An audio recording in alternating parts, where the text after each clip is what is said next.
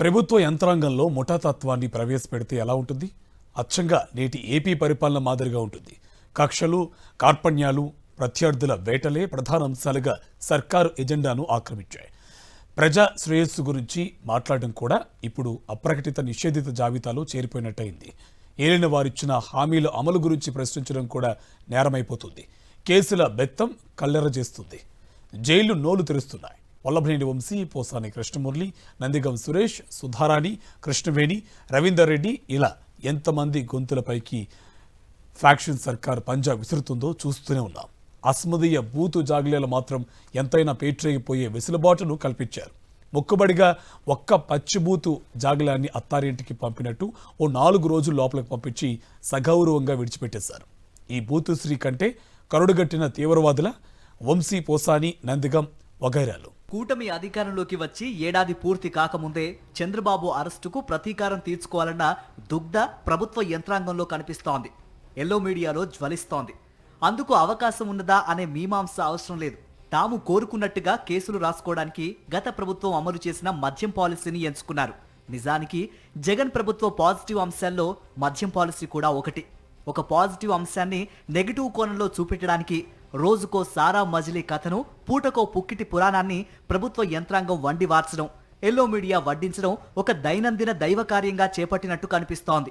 తాజాగా రిమాండ్ రిపోర్ట్ల పేరుతో వెలువరిస్తున్న ఫిక్షన్ సాహిత్యంతో కొంతమందినైనా గందరగోళానికి గురి చేయాలనే ఉద్దేశం కనిపిస్తోంది.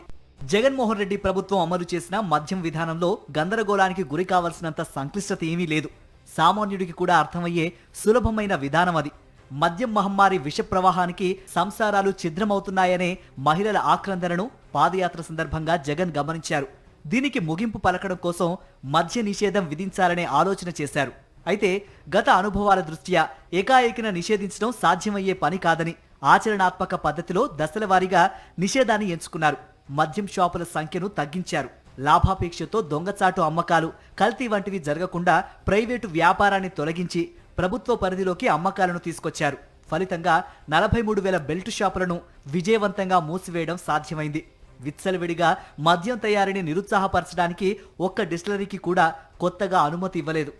మద్యం దుకాణాల సంఖ్యను కూడా గణనీయంగా 10% కంటే ఎక్కువగానే తగ్గించారు. వాటికి అనుబంధంగా ఉండే పర్మిట్ రూములు మూతపడ్డాయి. దుకాణంలో అమ్మకాలు జరిగే సమయాన్ని తగ్గించి రాత్రి 9 గంటలకే మూసేశారు. టీడీపీ హయాంలో అనధికారికంగా 24 గంటలు మద్యం అమ్మకాలు సాగేవి. వ్యాపారులంతా టీడీపీ అనునాయులే కనుక, పైదాకా మామూలు ఇచ్చేవారు కనుక ఈ వేలల నియంత్రణ సాధ్యం కాలేదు. జగన్ ప్రభుత్వ చర్యల పర్యవసానంగా మద్యం విక్రయాలు గణనీయంగా పడిపోయాయి. చంద్రబాబు సర్కార్ చివరి సంవత్సరంలో ఐఎంఎఫ్ఎల్, బీర్లు కలిపి 6,61,00,000 కేసుల అమ్మకాలు జరిగితే జగన్ ప్రభుత్వ చివరి సంవత్సరానికి 4,44,00,000కు పడిపోయింది. అంటే అమ్మకాల్లో 3వ వంతు తగ్గింది. దశలవారీ మద్య నిషేధం అనే జగన్ సర్కారు పెట్టుకున్న ఒక లక్ష్యంలో దీన్నొక పెద్ద ముందడుగుగా పరిగణించాలి. వినియోగం ఇంత తగ్గినా ప్రభుత్వానికి వచ్చే ఆదాయం తగ్గలేదు. పైపెచ్చు గణనీయంగా పెరిగింది. మద్యాన్ని తయారు చేసే డిస్టిలరీలకు కొత్తగా ఒక్క అనుమతిని కూడా జగన్ ప్రభుత్వం ఇవ్వలేదు. అధిక లాభాల కోసం విచ్చలవిడిగా అమ్మకాలు సాగించే ప్రైవేటు వ్యక్తులను ఈ వ్యాపారం నుంచి తప్పించారు. మొత్తం విధానం ఇంత పారదర్శకంగా ఉన్నప్పుడు స్కామ్ ఎక్కడ జరిగే అవకాశం ఉందన్న ప్రశ్నల జోలికి కూటమి సర్కార్ గాని, దర్యాప్తు చేస్తున్న సిట్ బృందం కానీ వెళ్లదలుచుకోలేదు. జగన్ ప్రభుత్వ హయాంలో చంద్రబాబును అరెస్టు చేశారు గనక ఇప్పుడు ప్రతీకారం తీర్చుకోవాల్సిందే, కేసులు నడపాల్సిందే అన్నట్టుగా వారి వైఖరి కనబడుతోంది. మద్యం అమ్మకాల్లో జగన్ ప్రభుత్వం 3,000 కోట్ల స్కామ్కు పాల్పడిందని అధికారంలోకి వచ్చిన నెల రోజులకే చంద్రబాబు తేల్చి పారేశారు. జూలైలో శ్వేతపత్రం పేరుతో జరిగిన కార్యక్రమంలో ఆయన ఈ లెక్క చెప్పారు. ఆయన నోటి వెంట వచ్చిన అంకెను నిజం చేయడానికి దర్యాప్తు బృందం ఇప్పుడు కథలు అల్లుతున్నట్టు కనిపిస్తోంది. ఈ కేసులో ప్రభుత్వ ఖజానా నుంచి ప్రజాధనాన్ని దుర్వినియోగం చేయడానికి తీసుకున్న నిర్ణయం ఏమైనా ఉందా? నిబంధనలకు విరుద్ధంగా ప్రజాధనాన్ని ఎవరికైనా దోచిపెట్టిన అంశం ఇమిడి ఉందా? లంచాలకు ఆశించి ప్రైవేటు వ్యక్తులకు వనరుల్ని కట్టబెట్టిన వైనం ఈ కథలో కనబడుతోందా? మరి స్కామ్ ఎక్కడా? చంద్రబాబును అరెస్ట్ చేసిన స్కిల్ డెవలప్మెంట్ స్కామ్ ఇందుకు పూర్తిగా భిన్నమైంది. రాష్ట్రంలో స్కిల్ డెవలప్మెంట్ కోసం జర్మనీకి చెందిన సిమెంట్స్ కంపెనీకి ఉదారంగా సాయం చేస్తుందని, ఇందులో 10% నిధుల్ని సమకూర్చితే వాళ్ళు 90% విడుదల చేస్తారని ఓ కట్టుకథ అల్లిపెట్టారు. సిమెంట్స్ కంపెనీ ఆ తదనంతర కాలంలో స్వయంగా ఖండించడం వల్ల ఇది కట్టుకథని రూఢి అయింది.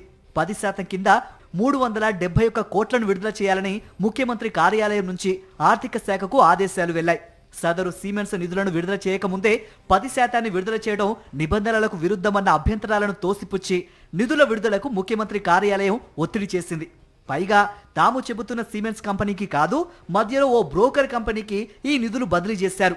అక్కడి నుంచి అందులో 241 కోట్ల రూపాయలు పూణే, అహ్మదాబాద్లోని షెల్ కంపెనీల ద్వారా ప్రయాణించి దుబాయ్, సింగపూర్ కంపెనీలకు చేరుకున్నాయని, ఆ పిదప చేరాల్సిన చివరి మజిలీకి కూడా చేరుకున్నాయని సిఐడి ఆధారాలతో సహా నిరూపించింది. 241 కోట్లతో స్కిల్ డెవలప్మెంట్ కు అవసరమైన పరికరాలు కొనుగోలు చేసినట్టు పూణే షెల్ కంపెనీ నకిలీ ఇన్వాయిస్లు సృష్టించి ఈడీకి దొరికిపోవడంతో ఈ బాగోతం డొంకంతా కదిలింది. చంద్రబాబు అరెస్టు వెనుక ఇంత నిరూపణ ఉంది. జగన్మోహన్ రెడ్డి తీసుకున్న మద్యం పాలసీలో ఒక లక్ష్యం ఉంది, ఒక సదుద్దేశం ఉంది. ఆ లక్ష్య సాధనలో అనుకున్న మేరకు విజయం సాధించారు కూడా. ఇందులో ప్రభుత్వ ఆదాయానికి గండి కొట్టే అంశం లేదు, స్కామ్ జరగడానికి కూడా అవకాశాలు లేవు. చంద్రబాబు సర్కార్ 2015లో మద్యం దుకాణాలు, బార్లపై విధించే ప్రివిలేజ్ ఫీజును తొలగిస్తూ ఒక రహస్య జీవోను విడుదల చేసింది. ఇందులో దురుద్దేశం ఉంది, డబ్బు సంపాదించే లక్ష్యం కనిపిస్తోంది. మద్యం దుకాణాలు గాని, బార్లు గాని వాటి ఏడాది టార్గెట్ ను మించి అమ్మకాలు సాగిస్తే ఆ అదనపు అమ్మకాలపై ప్రభుత్వాలు ప్రివిలేజ్ ఫీజు వసూలు చేసేవి. ప్రభుత్వానికి ఇదొక ఆదాయ వనరుగా ఉండేది. చీకటి జీవో ద్వారా చంద్రబాబు ఆ ఫీజును మాఫీ చేశారు. తద్వారా 4 ఏళ్లలో ఖజానాకు 5,000 కోట్ల రూపాయల నష్టం జరిగిందని అంచనా. ఖజానాకు గండిపడ్డం వల్ల ప్రైవేటు వ్యాపారులు లాభపడ్డారు. తమకు లాభాలు తెచ్చిపెట్టే నిర్ణయాన్ని తీసుకున్నందుకు ప్రైవేటు వ్యక్తులు లంచాలు చెల్లించే అవకాశం ఉంటుందా, ఉండదా? దాన్ని స్కామ్ అంటారా, లేదా? అలాగే 2014 నుంచి 2019 మధ్య కాలంలో 200 రకాల దిక్కుమాలిన బ్రాండ్లు రంగప్రవేశం చేశాయి. దీనివల్ల లాభాలు పొందింది డిస్టిలరీల వాళ్ళు. ఏపీకి మద్యం సరఫరా చేస్తున్న 20 డిస్టిలరీల్లో 14 చంద్రబాబు హయాంలో అనుమతి తెచ్చుకున్నవేనని సమాచారం. మిగిలిన 6 వేర్వేరు సమయాల్లో అనుమతి పొందాయి. జగన్ అనుమతించిన డిస్టిలరీ ఒక్కటి కూడా లేదు. ఈ విషయాలను పరిశీలించినప్పుడు ఎవరిది పారదర్శక విధానమో, ఎవరిది కుంభకోణ విధానమో గ్రహించడం బ్రహ్మ విద్యేమీ కాదు.